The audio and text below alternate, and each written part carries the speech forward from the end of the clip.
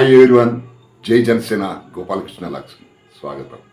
గత ప్రభుత్వ హయాంలో తిరుమల శ్రీవారి లడ్డూ ప్రసాదంలో వాడిన కల్తీ నెయ్యిని అపచారంగా భావించి ఐచిత్తంగా 11 రోజుల పాటు దీక్ష తీసుకున్న పవన్ కళ్యాణ్ గారు నిన్నటి రోజు 11వ రోజు తిరుమల శ్రీవారిని దర్శించుకుని దీక్షను ముగించారు. కాలినడకన మెట్ల మార్గంలో తిరుమల చేరుకున్న పవన్ కళ్యాణ్ గారు తన 2 కూతురులతో కలిసి స్వామివారిని దర్శించుకున్నారు.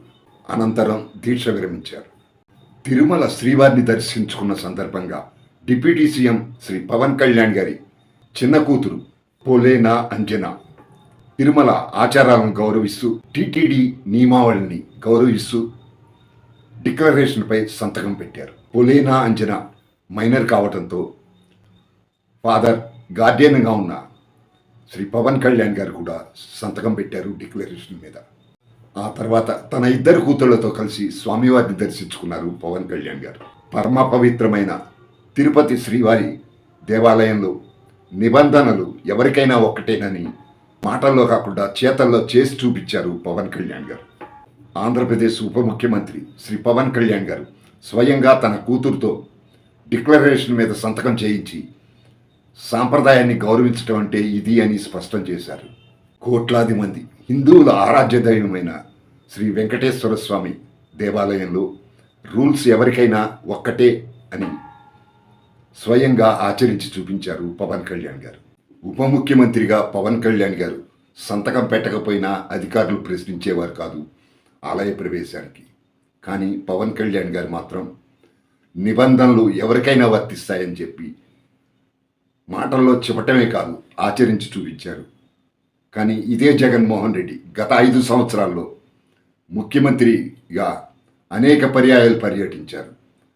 డిక్లరేషన్ మీద సంతకం పెట్టకుండా తనను ఎవరూ ప్రశ్నించలేరనే ధీమా అహంకారంతో జగన్మోహన్ రెడ్డి హిందువులు కానివారు అన్యమతస్థులు ఎవరైనా సరే స్వామివారిని దర్శించుకోవాలి అనుకుంటే తమకు శ్రీవారి మీద నమ్మకం విశ్వాసం ఉందని హిందూ సాంప్రదాయాలపై గౌరవం ఉందని ఒక డిక్లరేషన్ ఇవ్వాలి.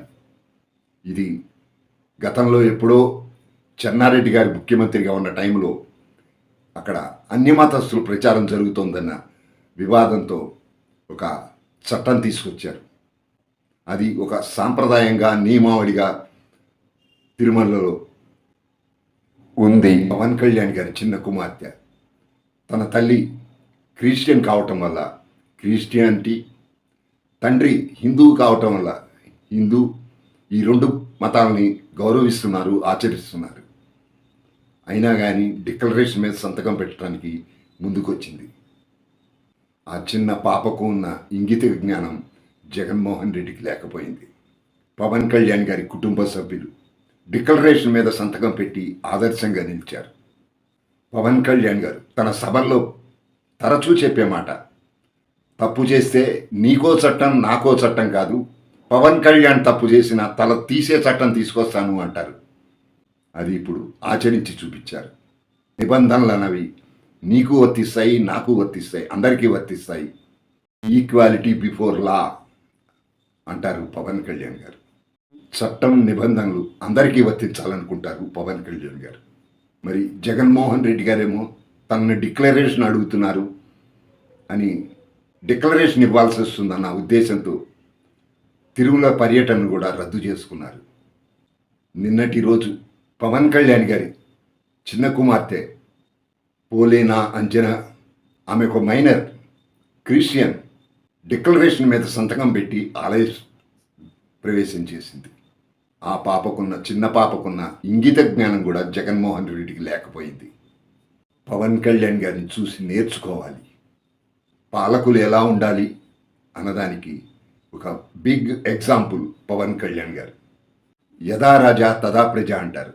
ఒక నాయకుడు ఎలా అయితే చట్టాలను నిబంధనలు పాటిస్తాడో ప్రజలు కూడా దాన్ని ఫాలో అవుతారు. ఇది కదా ఆదర్శం. ఇది కదా ఆదర్శంగా ఉండటం అంటే.